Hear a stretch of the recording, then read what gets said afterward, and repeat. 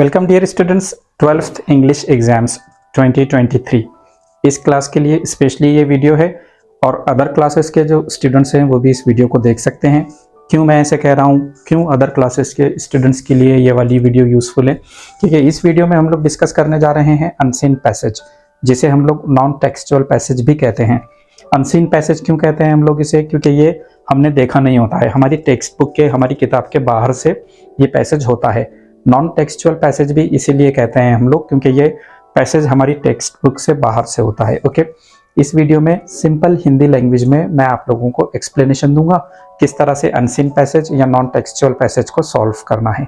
Video का and होते होते आप लोगों को आराम से पता चल जाएगा कि 15 मार्क्स किस तरह से कवर अप करने हैं 12th इंग्लिश में। महाराष्ट्र बोर्ड के लिए स्पेशली ये वीडियो है, लेकिन अदर बोर्ड्स के स्टूडेंट्स भी इस वीडियो को देख सकते हैं। आप किसी भी बोर्ड से हों, चाहे आप सीबीएसई से हों, इंग्लिश का जो पेपर होता है ज़्यादातर पेपर्स में अनसीन पैसेज ज़रूर होता है। तो वीडियो देखकर आपको समझ आएगा किस तरह से अनसीन पैसेज को सॉल्व करना है। यहाँ पर मैं एक छोटी सी टिप देता हूँ आपको। एक्चुअली 2 टिप्स हैं। पहली वाली ये है कि अनसीन पैसेज में एक क्वेश्चन पूछा जाता है जिसमें आधे मार्क के लिए आपको सिनोनिम देना होता है या एंटोनिम देना होता है। तो कहीं ना कहीं बच्चे उसमें कंफ्यूज होकर रह जाते हैं कि ये आधे मार्क का जो क्वेश्चन है इसका आंसर कहाँ पर है। ढूंढते हैं वो लोग, सर्च करते हैं, जिसमें उनका टाइम वेस्ट होता है। ठीक है, तो आपने अपना टाइम वेस्ट नहीं करना है। आंसर शीट के लास्ट पेज पर ऊपर लिखना है रफ वर्क। क्या लिखना है आप लोगों ने? Rough work.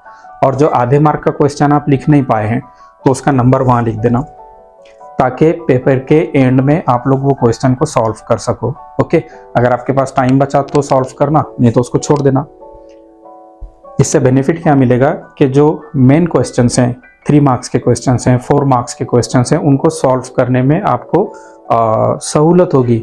नहीं तो कुछ स्टूडेंट्स को मैंने देखा हूँ आधे मार्क्स के क्वेश्चंस में इतने कंफ्यूज हो जाते हैं वो कि बात के जो इंपॉर्टेंट क्वेश्चंस हैं उनके लिए उनके पास टाइम नहीं बचता है। तो जैसे ही आप देखो कि भैया ये आधे मार्क का क्वेश्चन है, तो आपने क्या करना, अगर उसका आंसर नहीं मिल रहा है तो अपनी आंसर शीट के लास्ट पेज पर उसका नंबर लिख देना। रहा टाइम तो उसका आंसर लिखेंगे, टाइम नहीं रहा तो उसको गोली मारो। ठीक है। एक दूसरी टिप ये है कि कुछ बच्चे कंफ्यूज हो जाते हैं कि सर वर्ड मीनिंग्स नहीं पता। ठीक है, तो हम अनसीन पैसेज कैसे सॉल्व करेंगे? ऐसे बिल्कुल ज़रूरी नहीं है कि आपको वर्ड मीनिंग्स पता हो। अनसीन पैसेज अगर हम टीचर्स लोगों के सामने भी आया तो हमको भी उसके वर्ड मीनिंग्स पता नहीं होते, क्योंकि वो अनसीन है। ओके, आपकी टेक्स्ट बुक से बाहर से आया है। मैं यहाँ पर आप लोगों को एक एग्जाम्पल देता हूँ। मान लो ये आपका अनसीन पैसेज का सेंटेंस है, encroachment is a problem in India. Encroachment India में एक प्रॉब्लम है।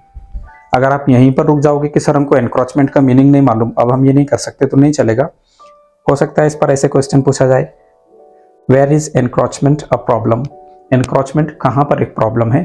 तो आप लोग उसका आंसर लिख सकते हो, encroachment is a problem in India. देखा आप लोगों ने, बिना डिफिकल्ट वर्ड का मीनिंग पता रहे कि हम लोग आंसर लिख पाए। ओके, तो चाहे सीन पैसेज हो, अनसीन पैसेज हो, इस बात को कभी भी इशू मत बनाना कि हमको वर्ड का मीनिंग नहीं पता है सर। ठीक है, ऐसे ज़रूरी नहीं है कि आपको मीनिंग पता हो तो ही आप आंसर लिखोगे। कभी कभार क्या होता है, एक पूरी लाइन या एक पूरा पैराग्राफ पढ़ने के बाद में सरासरी हमको समझ में आ जाता है, आजू बाजू के वर्ड्स से हम लोग अंदाज़ा लगा लेते हैं कि भैया इसका मीनिंग क्या है। ओके, तो जो गेस के बिना पर, गेस के बेसिस पर जो हम लोग लिखते हैं तो वो लिखा हुआ हमारा काम आ जाता है। ठीक है, so without wasting any more time, come on let's dive into the video। हम लोग देखते हैं क्वेश्चन नंबर 2 क्या है। ये देखिए यहाँ पर question number 2A, read the extract and complete the activities given below. Extract पढ़ो और नीचे एक्टिविटीज दी हुई है उन्हें कंप्लीट करो। ओके, मार्क्स उसके टोटल 18 है। एक्चुअली क्वेश्चन नंबर 2 के ए में 12 मार्क्स है और जो इसका बी होगा उसके लिए 6 मार्क रहेंगे। ऐसे टोटल 18 मार्क हो रहे हैं। ओके, यानी ए के लिए अभी यहाँ पर 12 मार्क्स है, 12 मार्क्स। फिर से हमको वही स्ट्रैटेजी अपनाना है, वही पॉलिसी अपनाना है, वही प्लान है। पहले हम लोग पैराग्राफ पढ़ते हैं। ओके, इससे क्या होगा, हम लोगों को आंसर पता चल जाएगा। और इन केस हम लोगों को अगर आंसर पता नहीं चलता है तो कम से कम हम लोगों को ये पता रहेगा कि क्वेश्चन के किस पोर्शन में आंसर है, पहले पैराग्राफ में है, दूसरे में है या तीसरे में है। ओके, स्टार्ट करते हैं हम लोग।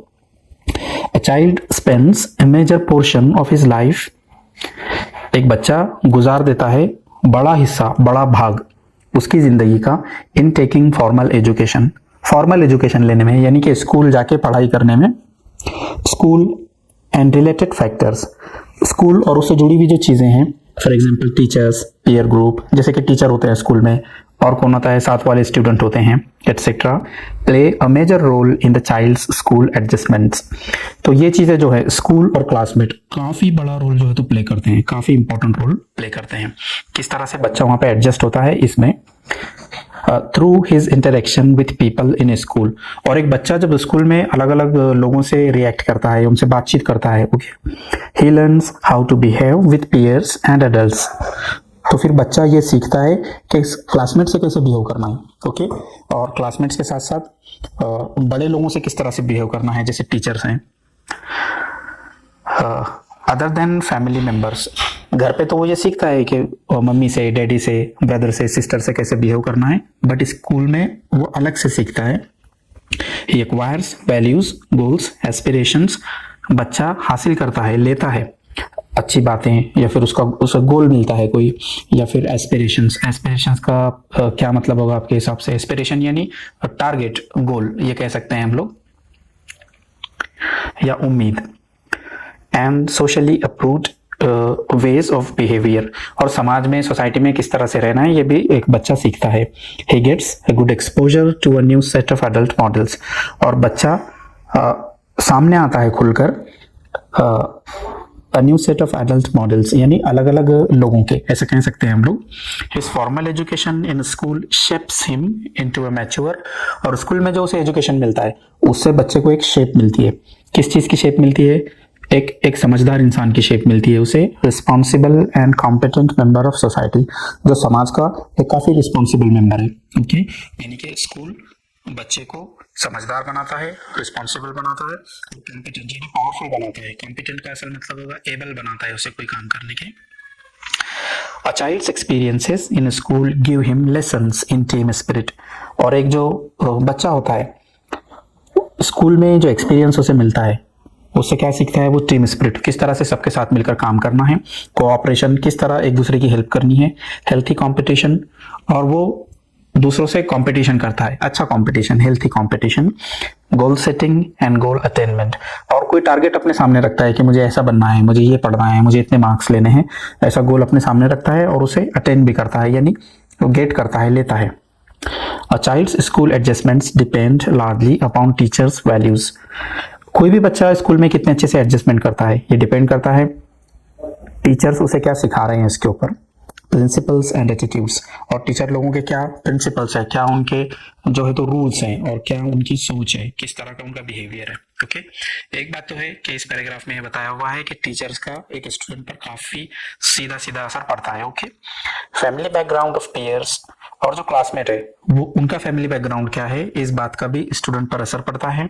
There habits also are important, और एक स्कूल में बच्चा जिन बच्चों के साथ रहता है जो उसके क्लासमेट है, तो उनकी जो आदतें हैं उसका भी बच्चे पर असर पड़ता है, okay. Extra curricular activities in school, और स्कूल में जो सिलेबस के अलावा काम होते हैं जैसे कि रैली है, या फिर स्पीच है, या फिर कोई प्रोग्राम है, a child's participation in them, और किस तरह से एक स्टूडेंट इन रैलीज में, इन प्रोग्राम्स में पार्टिसिपेट करता है। The reinforcement and punishment he gets, और किस तरह से उसे ताकत मिलती है, किस तरह से उसे पनिशमेंट मिलती है।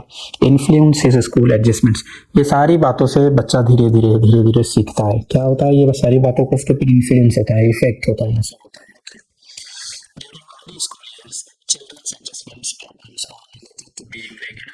स्टार्ट में तो क्या होता है कि बच्चा स्कूल जा रहा है, ओके, तो वहाँ उसके प्रॉब्लम्स क्या होते हैं, जैसे कि रेगुलर रहना, ओके, हर रोज स्कूल जाना है, या फिर पंक्चुअल या टाइम पर स्कूल जाना है। स्टार्ट में यही प्रॉब्लम होता है। Doing homework and following discipline, और होमवर्क करना है और डिसिप्लिन को फॉलो करना है। लेटर ऑन, बट बाद में जब वो धीरे धीरे बड़ी क्लासेस में जाता है, children are concerned about maintaining social relations, तो फिर एक बच्चे के सामने ये प्रॉब्लम आती है कि बाकी लोगों के साथ किस तरह एडजस्ट करके रहना है स्कूल में, ओके। ड्यूरिंग एडोलेसेंस, और स्पेशली एडोलेसेंस के पीरियड में, एडोलेसेंस कहते हैं इस टाइम को जो 10 साल से 18-19 साल तक का होता है, ओके। तो इस पीरियड में क्या होता है? The issue is how to develop and maintain relationship with opposite sex members. तो एक बच्चे के सामने, एक स्टूडेंट के सामने ये प्रॉब्लम होता है कि किस तरह से मेंटेन करना है रिलेशनशिप को क्लास में तो एक स्टूडेंट को बाकी बच्चों से रिलेशन रखना है, बनाना है, इसमें कोई मतलब क्वेश्चन नहीं है।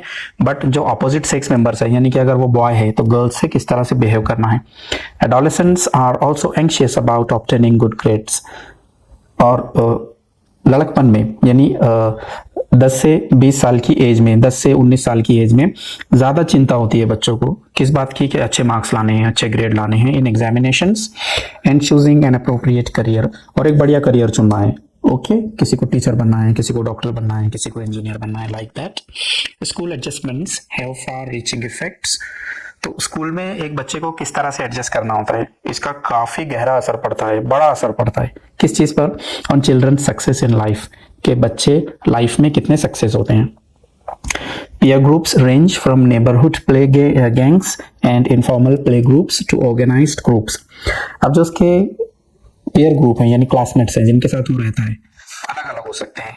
जैसे कि पड़ोस के बच्चे और उनकी जो गैंग बनी होती है, गली के बच्चों की गैंग होती है ना छोटी सी, उस type.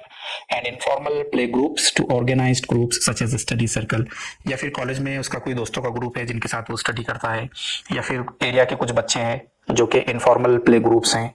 Okay, a peer group has its own group structure. तो हर ग्रुप की एक खासियत होती है।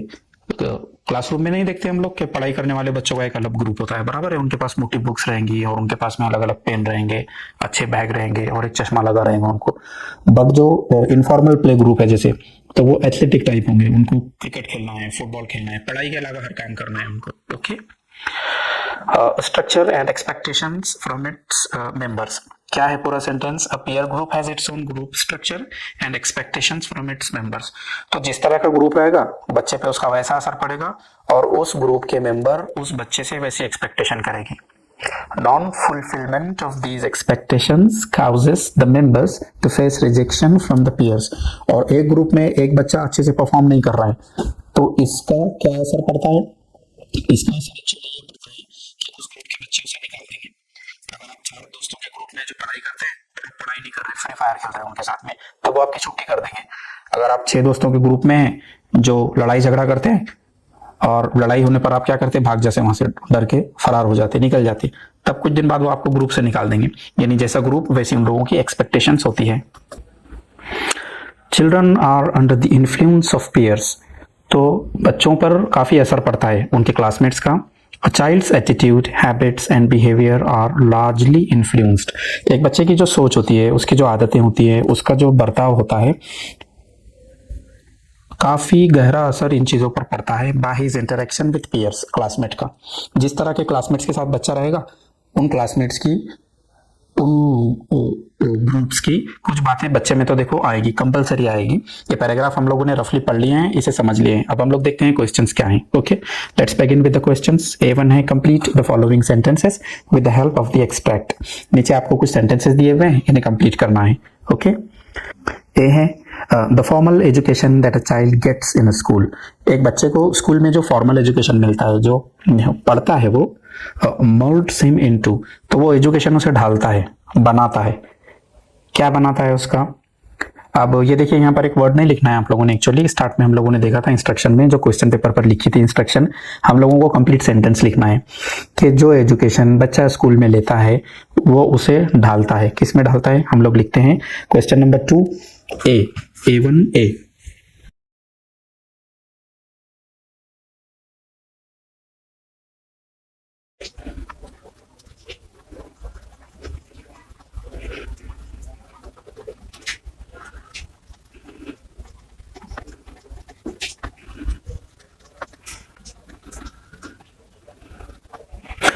क्या था इसके आगे आंसर?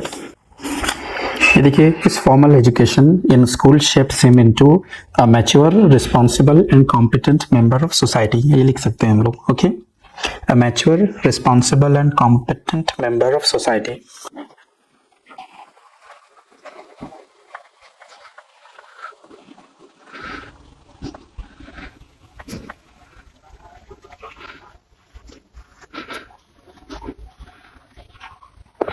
ये हमने जो आंसर था उसको थोड़ा सा यहाँ पर हाईलाइट कर दिए, कैसे अंडरलाइन किया हमने उसको। ओके, अब हम लोग बी देखते हैं। बी क्या है?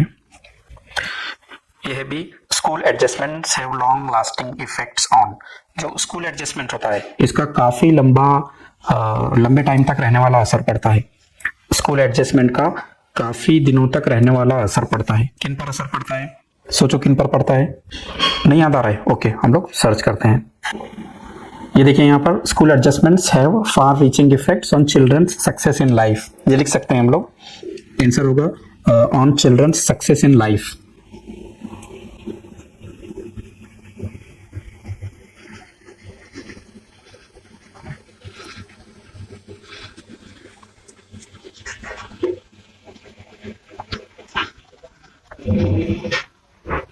सी देखते हैं हम लोग क्या है। A child's interactions with peers have a great influence on his। एक स्टूडेंट का जो उसकी बातचीत होती है, जिस तरह से बिहेव करता है वो क्लासमेट से, उसका बड़ा असर होता है। किस पर होता है बड़ा असर? On his attitude, habits and behaviour. इस टाइप में कुछ था आंसर में, हम लोग देखते हैं। ये देखिए यहाँ पर है, a child's attitude, habits and behaviour are largely influenced by his interactions with peers. ये हम लोग लिख सकते हैं।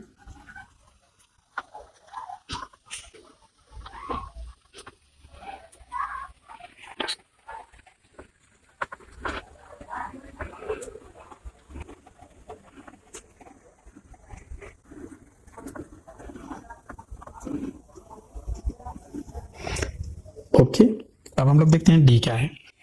Here are D. A child's school adjustments have to rely largely on।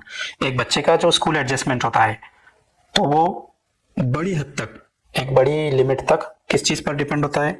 Rely on. हम लोगों ने देखे थे टीचर्स का काफी इस पर स्टूडेंट पर इफेक्ट होता है। तो टीचर वाला सेक्शन कहाँ पर था? मेरे ख्याल से स्टार्ट में कहीं था ये। ओके, ये देखिए सेकंड पैरा में है actually answer. A child's school adjustments depend largely upon teachers values, principles and attitudes. ये लिखना है हम लोगों को।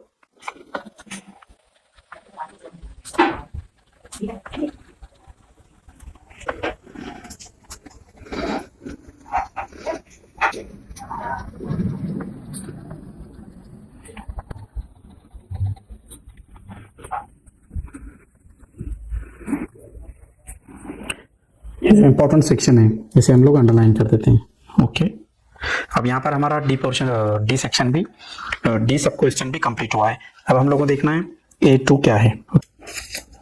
ओह, थोड़ा कॉम्प्लिकेटेड है। A2 है develop the flow chart given below. अब एक्चुअली एक फ्लो चार्ट क्या होता है? जिसमें इन्फॉर्मेशन फ्लो होती है। देखिए ये इन्फॉर्मेशन इधर फ्लो हो रही है, ये वाली इधर फ्लो हो रही है। एरोस के थ्रू हम लोगों को बताना होता है कि एक फ्लो चार्ट किस डायरेक्शन में जा रहा है।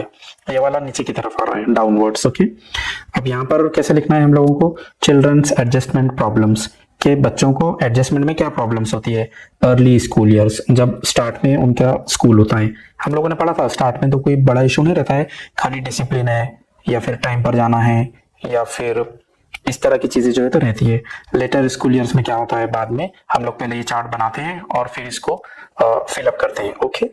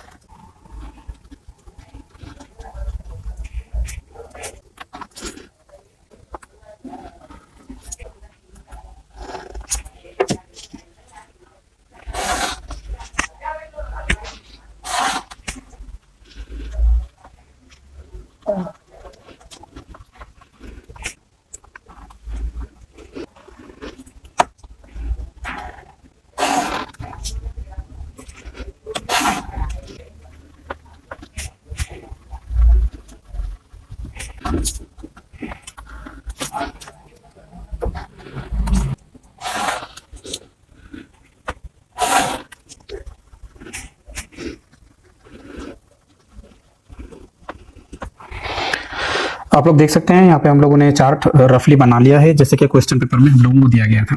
ये देखिए ये वाला चार्ट हम लोगों ने प्रिपेयर कर लिया है। अब हम लोग देखते हैं कि इसमें किस तरह से इन्फो फिलअप करना है, मालूमात कैसे भरना है। अर्ली स्कूल ईयर्स में क्या होता है बच्चे के साथ में, ठीक है।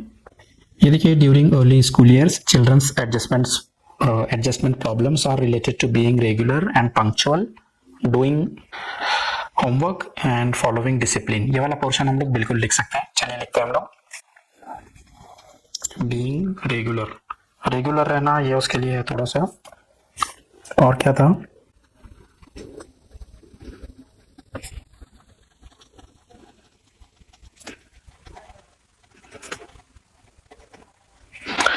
ये पोर्शन इंपॉर्टेंट है अर्ली स्कूल ईयर्स में। Being regular and punctual, doing homework, following discipline. Okay, यही सारी बातें थी। अब बाद में लेटर स्कूल ईयर्स में उसके साथ में क्या होता है देखते हैं हम लोग। ये देखिए लेटर ऑन, यानी बाद में, children are concerned about maintaining social relations, इतना लिख सकते हैं हम, concerned about maintaining social relations. Okay,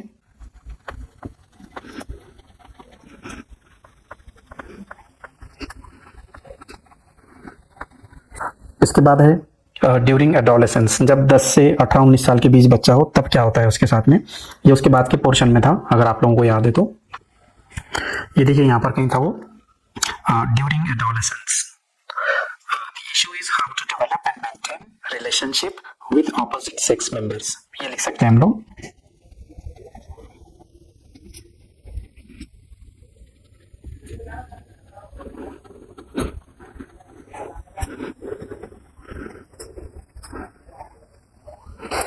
और सबसे लास्ट में जो है पीयर ग्रुप एक्सपेक्टेशंस, साथ के जो उसके स्टूडेंट हैं या उसके जो साथ में खेलने वाले हैं, साथ में रहने वाले हैं, उनकी क्या उम्मीद रहती है, एक्सपेक्टेशन यानी उम्मीद।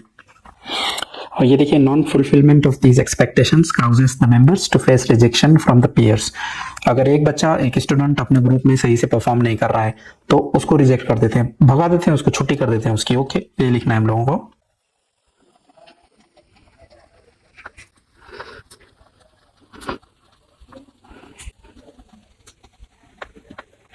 ओके, यहाँ पर हम लोगों ने फ्लो चार्ट कंप्लीट कर लिया है, बढ़िया तरीके से, अच्छे तरीके से हम लोगों ने कंप्लीट किया है। ओके, देखते हैं हम लोग A3 क्या है, find the facts from the extract, fact ढूंढना है आपको, सच्ची बातें ढूंढना है, यहाँ पर क्या बताया हुआ है। एंड कंप्लीट द टेबल, यहाँ पर आप लोग देख सकते हैं एक टेबल है जो कि इनकम्प्लीट है। ओके, आप लोगों ने उसे कंप्लीट करना है। सबसे पहला काम है हम लोगों का ये टेबल बनाना। ओके, हम लोगों को पता है, सिर्फ रिक्वायर्ड इन्फॉर्मेशन हम लोगों ने लिख दिया तो नहीं चलेगा, टेबल बनाने बोला गया है तो हम लोगों को टेबल बनाना ही है। Okay, let's start.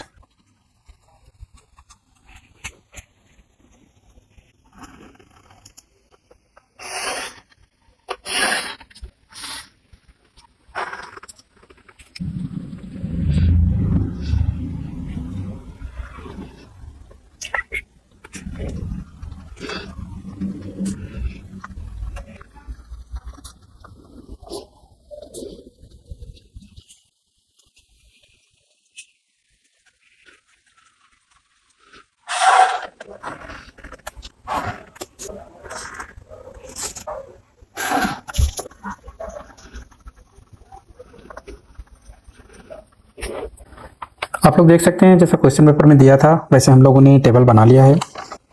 ये देखिए लगभग ऐसे टेबल हम लोगों ने बनाया है। यहाँ पर आप लोगों को लिखना है लर्न्स, बच्चा क्या सीखता है, एक्वायर्स, और वो क्या हासिल करता है, एक्वायर करना यानी हासिल करना। ओके, हम लोग देखते हैं। ये देखिए यहाँ पर लिखा है, through his interaction with people in school he learns how to behave with peers and adults other than family members, ये लिख सकते हैं हम लोग यहाँ पर, behaving with peers as well as adults.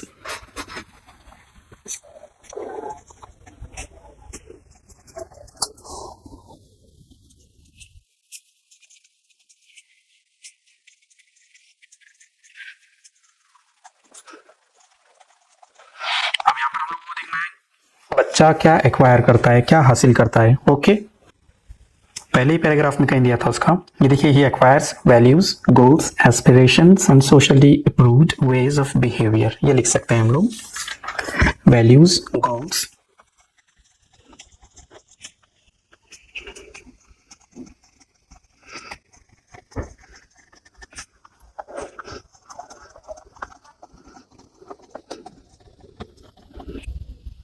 Next है स्कूल एक्सपीरियंसेस टीचिंग, क्या सिखाते हैं स्कूल एक्सपीरियंसेस उसे। मुझे ऐसा याद आ रहा है ये कहीं तो सेकंड पैराग्राफ में था। ये देखिए यही होना चाहिए।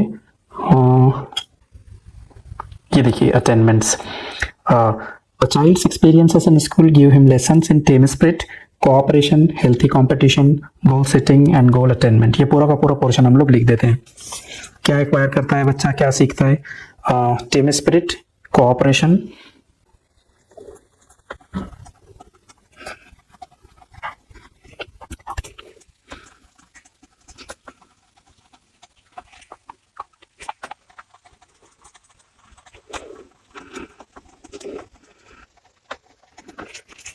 ओके ये टेबल हमारा कंप्लीट हुआ है।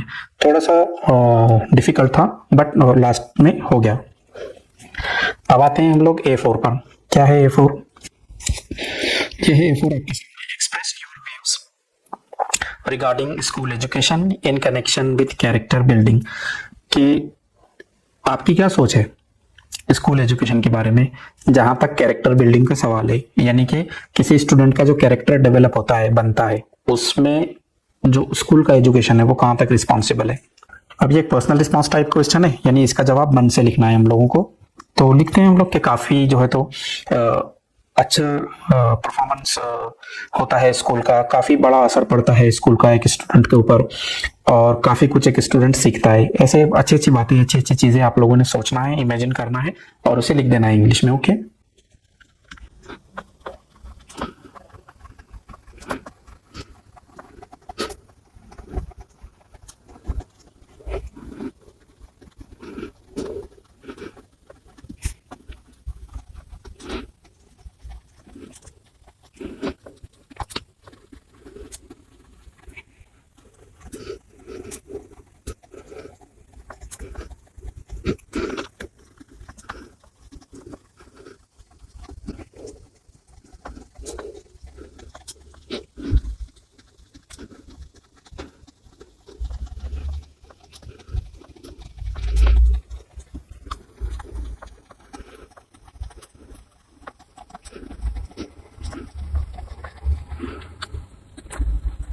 ये देखिए काफी डिटेल्ड आंसर हम लोगों ने लिखे हैं पर्सनल रिस्पांस टाइप क्वेश्चन का, कि कैरेक्टर बिल्डिंग में स्कूल एजुकेशन क्या रोल प्ले करता है। हमने लिखा school education has a really important role in character building, कि काफी बड़ा जो है तो रोल स्कूल के एजुकेशन का है। In school teachers are well charactered and the non teaching staff is also well mannered. भाई स्कूल का क्या कहना, वहां पर तो जो टीचर होते हैं काफी अच्छे लोग होते हैं, अच्छा कैरेक्टर होता है उनका, और जो नॉन टीचिंग स्टाफ होता है जैसे कि क्लर्क है, प्यून है, या इस तरह के लोग हैं, लैब अटेंडेंट है, वो भी काफी वेल मैनर्ड होते हैं। हमने लिखा whenever a child is misbehaving he is corrected then and there. अगर कोई स्टूडेंट सही से बिहेव नहीं कर रहा है तब उसको वहीं पर करेक्ट किया जाता है, उसको सही किया जाता है, अच्छा बुरा बताया जाता है। So schools play a major role in character building. तो भैया मेरे हिसाब से तो स्कूल का जो एजुकेशन है वो किसी स्टूडेंट के कैरेक्टर बनाने में काफी इंपॉर्टेंट है, बहुत इंपॉर्टेंट है। इस तरह से आप लोगों ने लिख देना है। यहाँ पर देख सकते हैं A4 हो गया है। आगे देखते हैं हम लोग। A5 है लैंग्वेज स्टडी। फर्स्ट है a child spends a major portion of his life in taking formal education. अब ये जो इंग्लिश सेंटेंस है, choose the correct alternative that indicates modal auxiliary showing obligation. इस सेंटेंस में आप लोगों ने एक मॉडल ऑक्सिलियरी लगाना है, ठीक है। काफी सारे मॉडल ऑक्सिलियरी है इंग्लिश में, बट आपने एक लगाना है। कौन से वाला? शोविंग ऑब्लिगेशन, जो ये बताए कि ये काम बहुत जरूरी है, ठीक है। ऐसा मॉडल ऑक्सिलियरी लगाना है जो ये बताए कि ये काम बहुत ही ज्यादा जरूरी है। लिखते हैं हम लोग A5 का फर्स्ट, उसमें A। अब यहां पर नीचे ऑप्शंस है। A, a child should spend a major portion of his life in taking formal education। इधर should दिया है, a child must spend a major portion of his life in taking formal education। यहाँ पर must दिया है, a child will spend और a child can spend। चारों sentence same है, एक ही वर्ड का डिफरेंस आ रहा है, should, must, will और can। क्या होगा सही आंसर? आप सोचो, मैं तब तक लिखता हूं।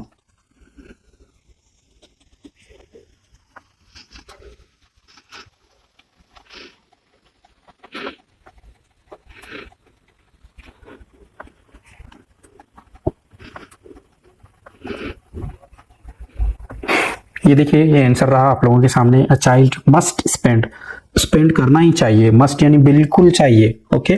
तो यहाँ पर मस्ट जो है करेक्ट ऑप्शन आएगा। आप लोगों को लिखना है A5 फर्स्ट और फर्स्ट का B, a child must spend a major portion of his life in taking formal education. इस तरह से बिंदास्त आप लोगों ने लिख देना है। A5 के बाद में क्या आएगा हमारा? A6। अब यहाँ पे सेकंड है, A peer group has its own group structure and expectations from its members. Choose the correct alternative to get not only but also from form of the above sentence. अब देखिए यहाँ पर ये वाले सेंटेंस में not only but also use किए, तो ए बनेगा या बी बनेगा, क्या लगता है आपको? A peer group has not only its own group structure but also expectations from its members, ये बनेगा, या a peer group not only has its own group structure but also expectations from its members, ये बनेगा। इधर भी है see, not only a peer group has its own group structure but also expectations from its members, या a peer group has its own group structure not only but also, ये तो आएगा ही नहीं, एक्सपेक्टेशंस फ्रॉम इट्स मेंबर्स। मुझे लगता है हम लोगों ने जाना चाहिए ए के साथ। Let's write it.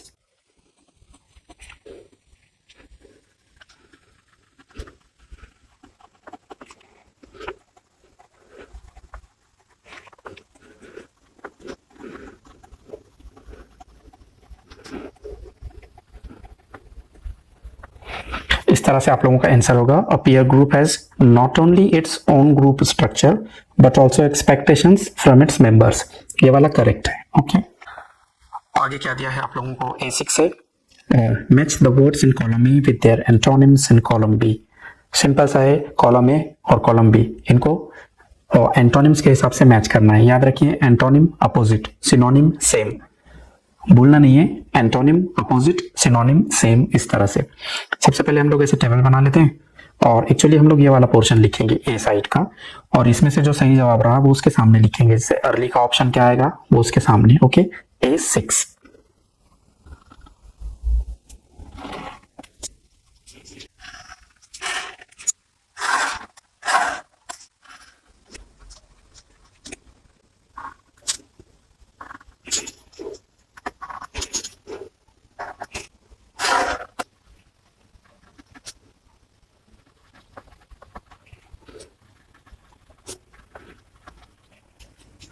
ये बहुत ज़्यादा डिफिकल्ट नहीं है। यहाँ पर आप लोग देख सकते हैं अर्ली, अर्ली यानी जल्दी, एक्सेप्टेंस ये नहीं आएगा, फेलियर भी नहीं आएगा, केयर फ्री, रिसाइटेशन या फिर लेट, अर्ली का होगा लेट हम लोग लिखते हैं, रिजेक्शन। अब यहाँ पर लेट हो गया हमारा, रिसाइटेशन है, केयर फ्री है, फेलियर है, एक्सेप्टेंस, किसी को एक्सेप्ट करना और किसी को रिजेक्ट करना, तो रिजेक्शन के साथ आएगा ए, एक्सेप्टेंस। नेक्स्ट है सक्सेस, सक्सेस का तो होगा फेल्यूर। ओके, बाकी ऑप्शन देखने की जरूरत नहीं है, हम लिखते हैं बी, फेल्यूर। अब हमारे पास में है एंग्शियस, एंग्शियस यानी जो क्यूरियस है, जो जानना चाहता है, जो बेचैन है, इसका होगा लेट या केयर फ्री या एक्सेप्टेंस, इसका आना चाहिए केयर फ्री। ओके, यहाँ पर ये टेबल हम लोगों ने कंप्लीट किए हैं।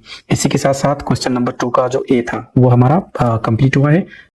सो दैट्स इट स्टूडेंट्स, हम लोग देख रहे थे अनसीन पैसेज को किस तरह से सॉल्व करना है। चैनल हमारा सब्सक्राइब करें, बेल नोटिफिकेशन को दबाएं, वीडियो को लाइक कमेंट करें और एटलीस्ट अपने 2-3 फ्रेंड्स के साथ इसे शेयर करें। अगर आपके पास काफ़ी टाइम है तो काफ़ी दोस्तों के साथ इसको शेयर कर लेना। Okay, see you letter.